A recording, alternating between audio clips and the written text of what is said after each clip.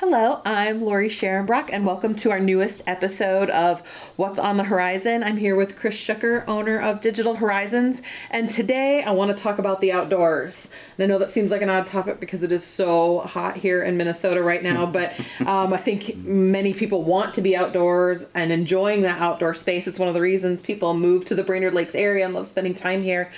So how do we bring that exciting home technology from inside the house? How do we bring that outside so we can enjoy it out there too? Yeah. So the two common things that are becoming really popular in outdoor spaces are televisions and audio. Yep. So on the television front, there's actually a number of outdoor rated TVs that are intended to be used outside. And the difference between an actual outdoor rated TV and an indoor one is very significant. So one of the major reasons is it's actually grounded. So on an indoor TV, they're typically not grounded. They just have two prongs. They plug into the outlet. But outdoor stuff, grounding is very, very necessary, and it's actually code. Your products that are plugged in outside are supposed to be grounded. So if we're talking like 3-season ports, that's a little bit different. You can kind of go both ways there.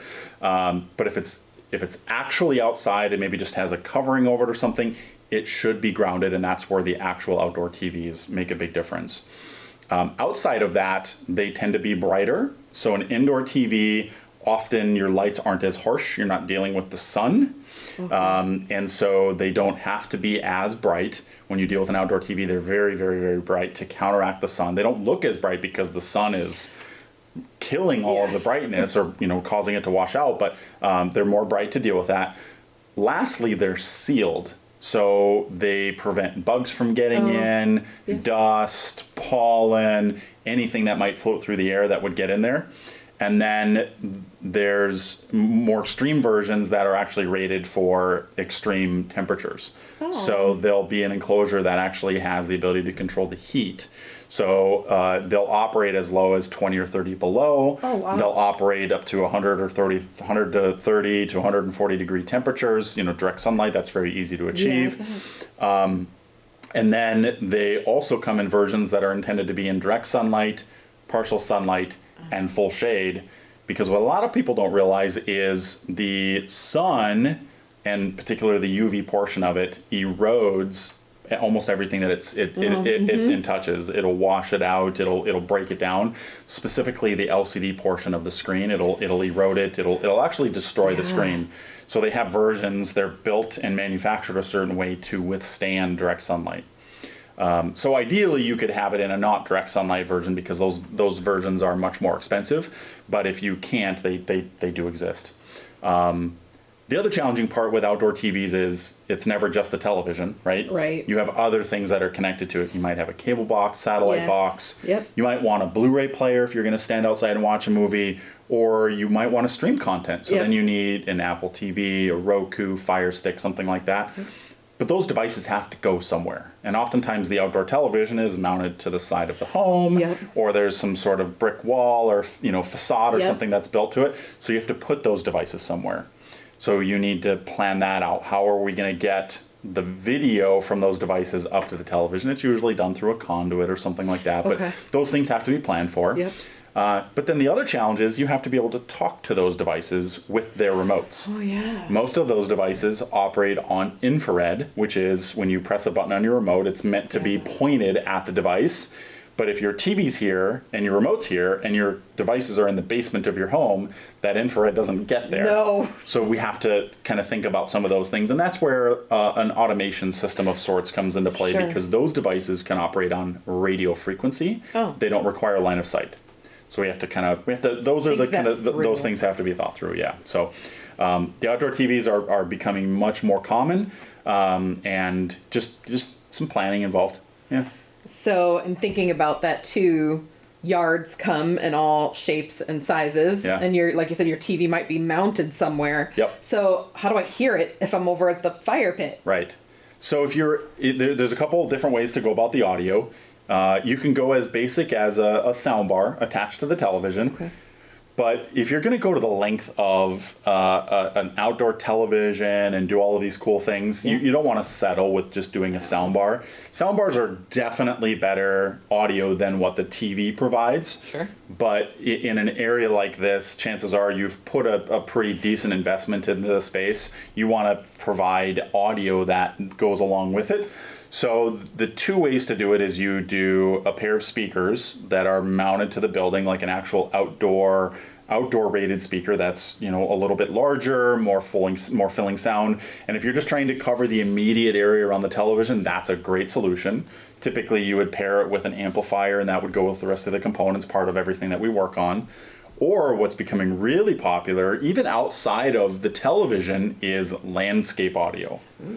And the way that works is and they come in all different shapes and sizes, but typically it's a series of what look like lights. Yeah. And they're on stakes, but they're actually a speaker. Huh. It's generally a conical shaped, and they get placed in the ground, and then you place them strategically around your landscaping to blanket your outdoor area with audio. And it's the most amazing thing ever.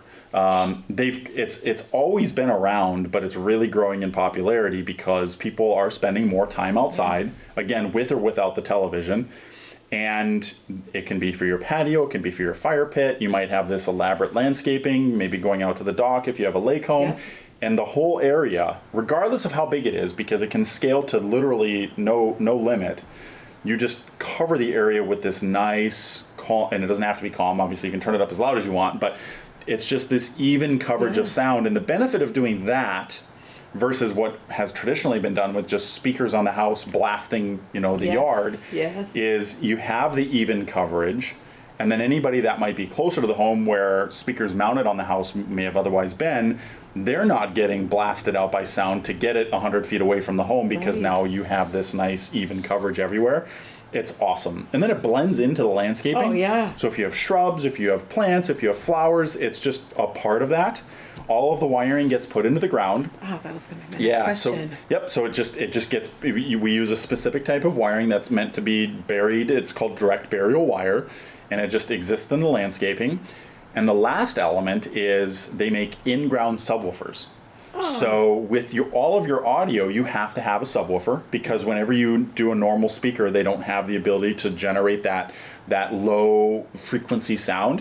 So we have in-ground subwoofers where the majority of the actual subwoofer gets buried in the ground.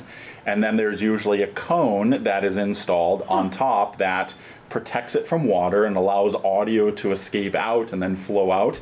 So you have the low frequency sounds from the subwoofer, and then you have all of these pods of speakers spread throughout. It's the most amazing thing ever. It's one of those things that you have to experience and hear it to really understand how cool it is, and it's so awesome. So I would say that's probably the next addition to the experience center. Yeah. We should just build like a little patio out there, because that absolutely sounds amazing. How do we get started with something like that? So one of the times to do this is obviously if you're remodeling and maybe you have a landscape plan, you might be working with a landscape contractor or a landscape designer.